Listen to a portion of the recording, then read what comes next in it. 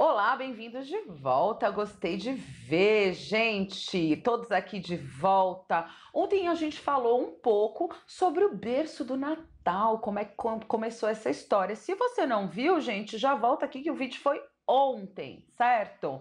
Hoje a gente vai começar a falar sobre a figura crística. Como é que isso foi associado ao Natal? Por que a gente comemora? E Papai Noel? Eu devo continuar contando a história do Papai Noel para os pequenos? Será que vale a pena? Quer saber disso muito mais? Fica aqui nesse vídeo. Pessoal, só lembrando que nesse período de festas a gente vai ter apenas um vídeo por semana, certo? Lá para meados de janeiro a gente retoma a agenda normal com vídeos terça e quinta-feira, ok?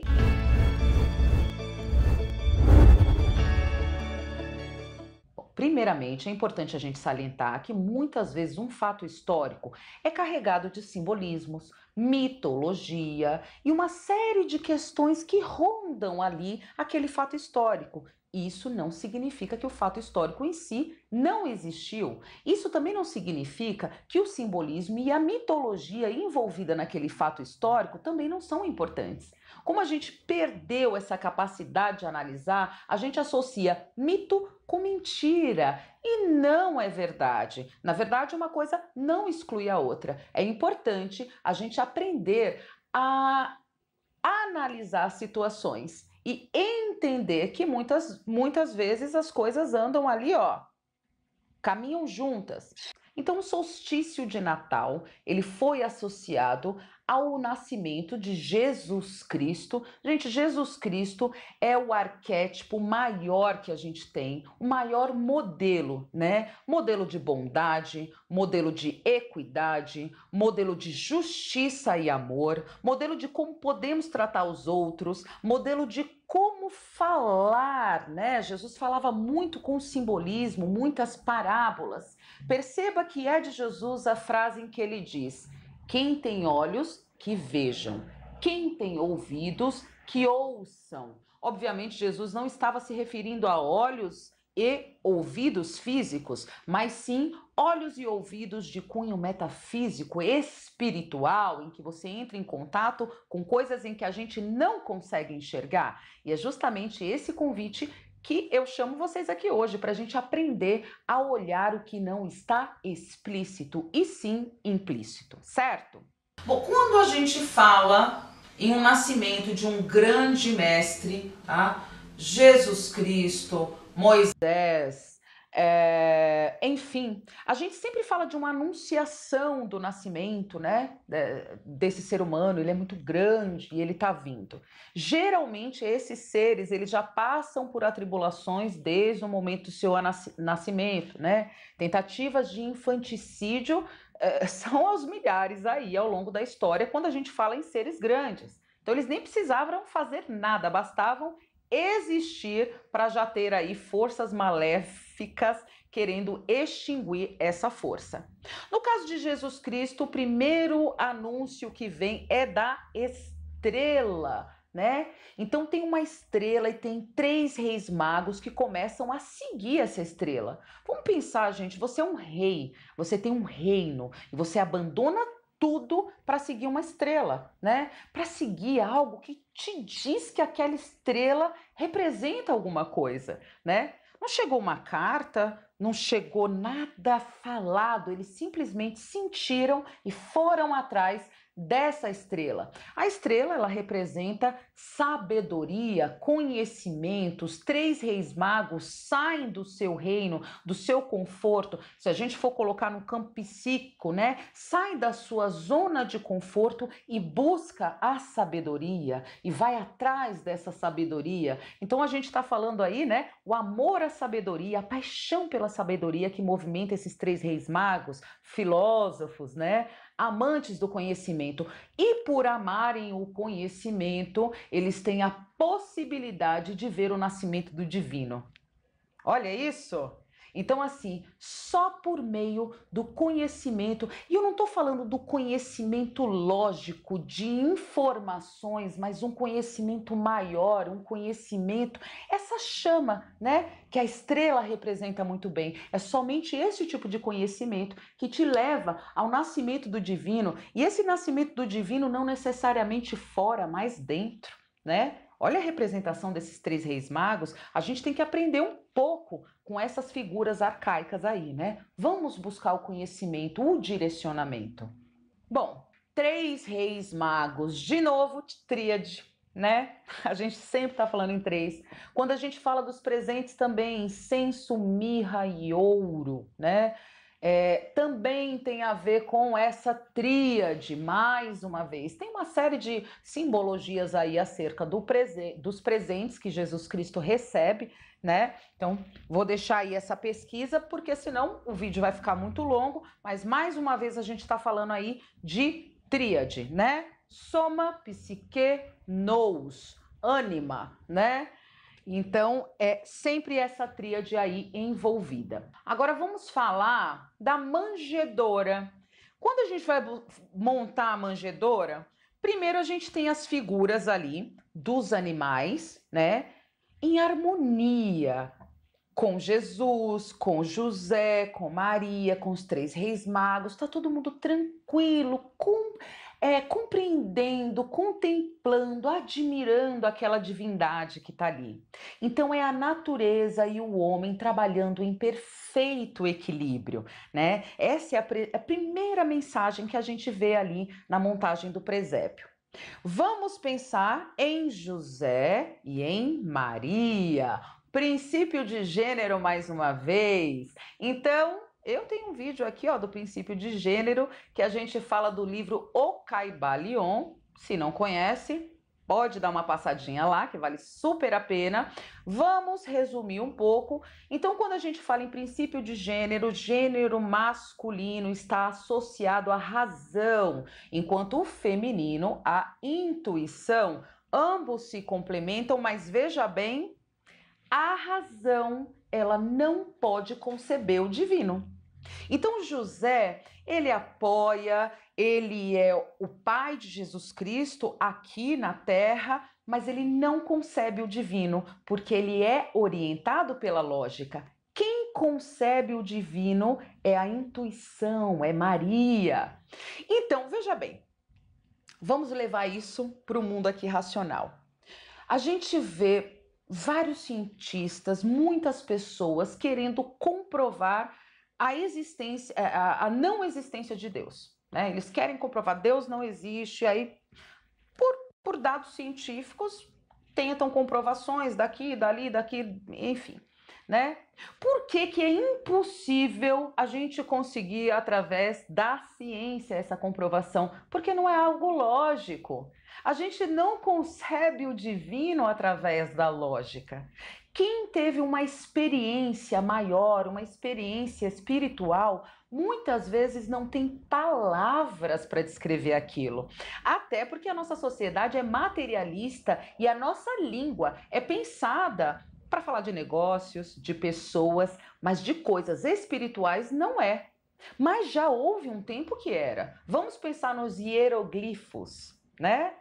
Então o cara batia o olho, ele já entendia todo um conceito por trás, né? Estamos materializados. Então é a nossa, ó, o arquétipo de Maria, a figura de Maria, a figura do feminino dentro de você é que vai fazer o elo com o divino, né? Vai poder viabilizar e possibilitar esse acesso. É claro, eu tô aqui na Terra, mundo manifestado, preciso do lógico, né? Eu preciso viver aqui na Terra. Então, essa associação é a associação perfeita. E o menino Jesus ali, né?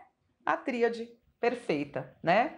Agora, tem outra tríade aí interessante. Já pararam para pensar por que que tem um boi, um burro e Jesus? Por que o boi e o burro? Por que não um cavalo? Por que, né? De tantos animais que poderiam, uma galinha, né? Qual é? Nada é à toa, tudo tem um motivo, gente. Precisamos estar atentos, quem tem olhos que vejam, quem tem ouvidos que ouçam, né? O touro, o boi, representa a impulsividade, a agressividade sem controle, né? Muita energia, mas muita energia dispersa, muitas vezes, sem objetividade, sem cuidado. Muitas vezes a gente está agindo como touro na vida, né? Muita energia sem propósito. Na outra ponta, o burro, né? O burro já é o extremo oposto disso. Apesar de ter tração, apesar de ter força, empaca, é a inércia. Representa a inércia diante dos problemas da vida. No momento que tem que agir, ele não age. Cristo é a figura conciliatória, né? Entre a inércia e a agressividade, esse meio termo. Obviamente que de vez em quando a gente vai tramitar, mas o ideal é que a gente consiga manter o equilíbrio. E Jesus Cristo é o equilíbrio maior, né? Ele tá ali no meio das tríades. Ele é a âncora que te fala: opa, volta para aqui. Mas ao mesmo tempo que ele é âncora, ele é bússola, te dá direção. Então, é isso, né? É o mundo manifestado sendo representado, porque o mundo aqui é como se fosse um prisma, tudo que cai aqui é dual, certo? E Jesus Cristo é a figura que faz a ponte e é na tríade que a gente resolve. Muito bonito, dá vontade de montar um presépio bem bonito agora, né? Com Jesus Cristo bem pimpão lá no meio, para nos lembrar que a gente tem que, o tempo inteiro, tá nesse meio termo. E é isso, né, gente? A gente falou aí um pouco do presépio, agora tem uma figura, meu Deus do céu, uma figura que tem gente que pegou ranço. O pobre do Papai Noel. Quem gosta de rock já ouviu uma música do Garotos Podres, que aqui nesse canal não posso nem falar. Mas o Papai Noel é xingado de tudo que é nome que você imagina. Chamam o Papai Noel de capitalista. Capitalista, ele não liga para os pobres, né? Ele só presenteia os ricos. Será que é essa? Será que é esse o simbolismo do Papai Noel? É esse Papai Noel que a gente está contando para as nossas crianças? Né? Na verdade, o simbolismo do Papai Noel ele está associado a duas figuras. Uma figura celta, conhecida como o Ancião dos Dias, um homem bondoso, né? O vermelho representado pelo espírito, pelo calor humano que resgata as pessoas das neves. Isso me lembra muito a Divina Comédia, né? Quando Dante Alighieri está lá perdido no inferno, Virgílio o resgata, né? E faz essa travessia com ele. Mais uma vez, campo psicológico. A gente tem uma outra figura associada ao Papai Noel, essa é mais conhecida, que é o São Nicolau, muito conhecido na Itália, adorado lá na Itália, mas é uma figura proeminente, né? Os primeiros relatos ali da Ásia.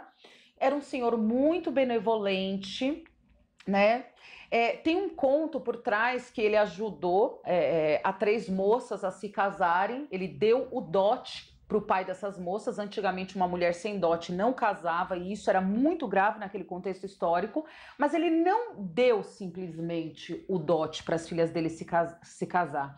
Ele fez isso de uma maneira anônima, né? Toda época que essas meninas estavam para se casar, ele deixava lá um saquinho de ouro, né? Daí vem o saco do Papai Noel, né? Um saco de presente, mas ele fez de maneira anônima, ele chegava na calada da noite para presentear.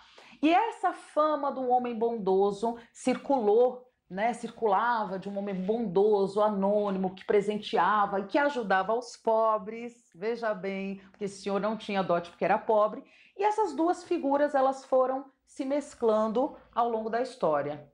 Esse Papai Noel que nós conhecemos, vermelho, todo vermelhinho, gostosinho, com as bochechas vermelhas, né? É uma criação de um século apenas. É uma criação da Coca-Cola, né? Teve muito sucesso essa criação da Coca-Cola. Sabe por que eles tiveram muito sucesso? Porque eles conhecem de simbolismo. Eles conhecem o quanto o conteúdo arcaico dialoga com o seu inconsciente. E hoje em dia, a única figura possível que a gente faz do Papai Noel é É o Papai Noel da Coca-Cola, que foi criado em 1920. Tá fresquinho esse Papai Noel. Então a gente não pode, não devemos descaracterizar os valores por trás que estão do Papai Noel, né? Do homem bondoso, do homem justo, do homem modesto. Então, é esse valor que está por trás. O presente era um presente de ajuda, né? Não era um presente para movimentar o comércio apenas. E essa história, essa sim, vale a pena ser contada para os nossos filhos, né? Carlos Prestes diz uma frase: coitado do povo que precisa de heróis. Mas a verdade é que nós precisamos de heróis. Nós precisamos de símbolos. Nós precisamos de modelos. Nossos modelos, pela nossa inabilidade em conhecer símbolos, em entender o metafísico, em ultrapassar apenas o que é visível, está nos deixando empobrecidos. Precisamos entender mais dos simbolismos e passar novamente a contar essas histórias. Entendam que o marketing e a publicidade, elas têm o seu papel, tá? Mas tudo é dual. O marketing e a publicidade desenfreado nos roubou alguns símbolos que são extremamente importantes para o inconsciente coletivo, né? O Natal representa mais do que o consumo desenfreado. É um momento de pensamento, de reflexão, um momento de amor ao próximo. Vamos resgatar esses valores, né? E construir isso ao longo dos próximos anos. O convite para o conhecimento do oculto fica aí para vocês. Não deixa de se inscrever aqui nesse canal, que aqui vocês vão conhecer muito, tá bom? Um beijo, um abraço, até breve!